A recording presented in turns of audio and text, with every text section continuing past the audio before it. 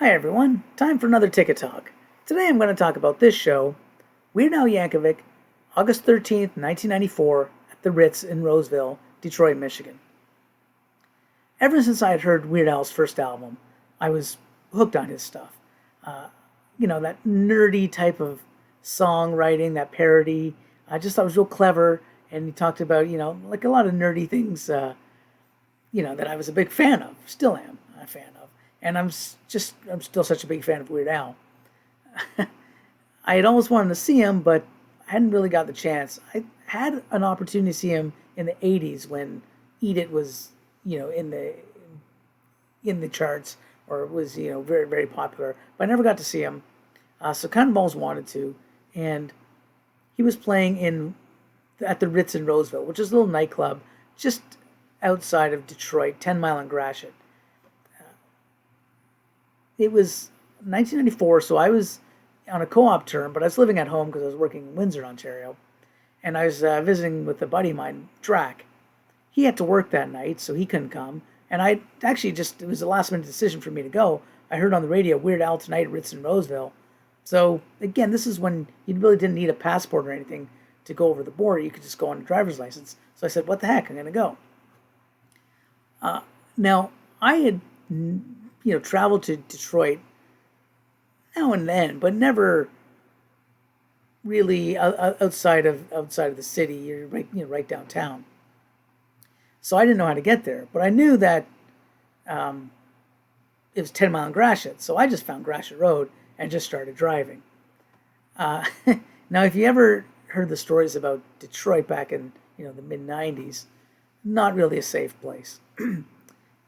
8 Mile in particular is really really bad, and it's popularized by the Eminem movie, but it's really really a dangerous area. So I'm driving down Gratiot, and I get to 7th Mile and around 8th Mile, and you can see sort of some really seedy people, like drug users on the sidewalks or on the corners. And a cop car pulls up beside me and tells me to roll down the window. I thought I'm in trouble, but I'm just going, at the speed limit. And the cop says, if I were you, I wouldn't stop at any more red lights. I said, so what? He said, just look, make sure it's safe, and keep going. Because apparently a lot of carjackings, a lot of violence takes place or took place back then. So, that was my message going that way. I go to the show. I didn't even get a ticket, and a lot of my concerts. This whole ticket talk started because I didn't inventory my ticket stub, so I was a bit disappointed I didn't get a ticket because it was sort of at the door. So I go in and I'm sitting at this bar, and it's really this small little club. I'd say it's more of a bar than a club with a stage, and I sit at this table with this couple, and we start talking. They'd been big fans as well. They'd seen him a couple times, so they were telling me what kind of show I could expect. And it was great. If you've never seen a Weird Al concert, it's a full multimedia experience. He does parodies, he does costume changes. He's got video of, he shows his videos, his music videos, but he also has videos of parody interviews that he's done with celebrities and other clips. And it's just a really cool experience. He's got a couple live DVDs or live videos that are available. I mean, go see them if you're a fan. Especially go watch them if you've not seen them live. Even if you're not, just check it out because you probably know some of the songs that he's singing. Even if you don't know his versions, you know the originals. But it's just a fun, funny show. And the band, man, his band can play anything. They can play any style, any song. Just so talented. Like the fact that they're not in the Rock and Roll Hall of Fame, it's really disappointing because, they can do it all. They are a phenomenal band, and he's just, incredible. The sense of humor, the energy that he puts out on stage. It's a really cool experience to see him live.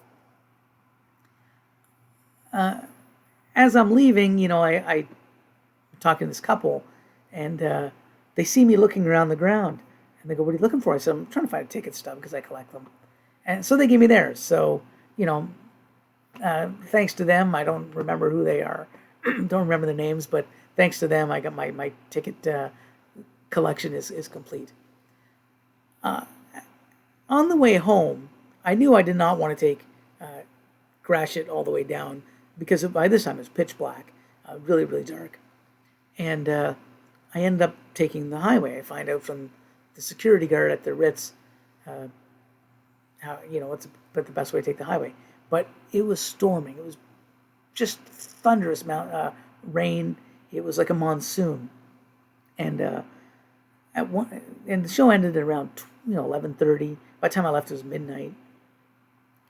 I'm on the highway, and the roads are washed out. And at one point, they took a 4-lane or 5-lane highway, and they had everyone going off into the left shoulder because that was the only area of this highway that hadn't been flooded out. Everything else, the water was just pooling up, and you couldn't get through it.